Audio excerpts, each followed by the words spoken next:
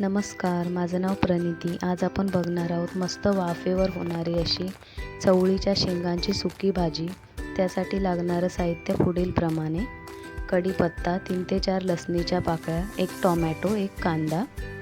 इथे तेल तापवून घ्यायचं आहे। व्यवस्थित तापल्यानंतर त्यात कांदा टाकायचा आहे।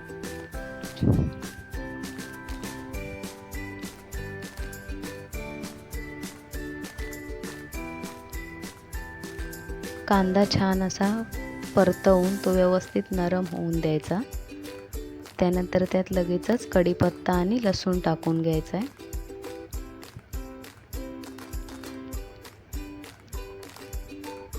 असं व्यवस्थित परतवून त्यात टोमॅटो टाकून घ्यायचा।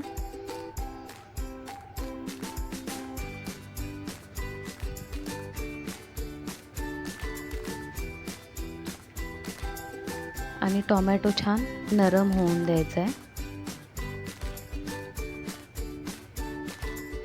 असा छानपैकी टोमॅटो नरम झाला की त्यात तुम्ही जे घरगुती मसाले वापरता ते आणि गरम मसाला त्यात टाकून घ्यायचा आहे।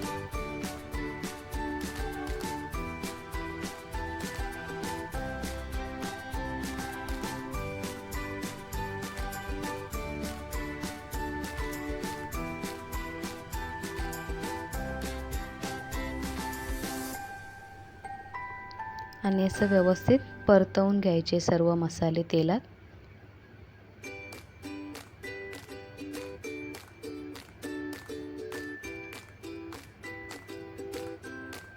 त्यानंतर आपण ज्या चवळीच्या शेंगा आहेत त्या ह्याच्यात टाकून घ्यायच्या आहेत।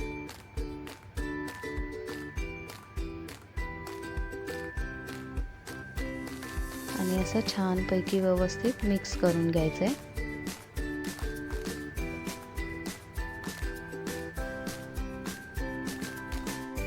आणि हो, वाफेच्या भाज्या करताना आपण जे नेहमीच्या प्रमाणात त्यात तेल वापरतो त्यापेक्षा थोडंसं जास्त तेल घ्यायचं आहे, जेणेकरून काय होतं, आपण वाफेच्या भाज्या जेव्हा शिजवतो तेव्हा त्या खाली लागत नाही, करपत नाही।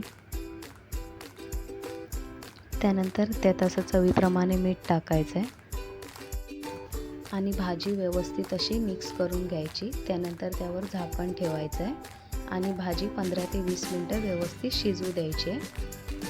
15 ते 20 मिनटं शिजवायची, कारण वाफेच्या भाजीला थोडासा वेळ लागतो। आणि त्या 15 ते 20 मिनटांमध्ये भाजी सारखी अशी उघडून बघायची आणि व्यवस्थित मिक्स करून घ्यायची, म्हणजे ती करपत नाही। हे बघा, अशी सारखी अशी उघडून बघायची 4 ते 5 मिनटाला, जेणेकरून ती करपत नाही आणि चवीलाही खूपच छान लागते। तुम्ही नक्कीच ट्राय करा आणि मला सांगा कशी वाटली तुम्हाला ही रेसिपी। हे बघा, आपली भाजी मस्त शिजलेली आहे, छानपैकी अशी सुकी झालेली आहे। त्यानंतर त्यात ओलं खोबरं टाकायचं आहे।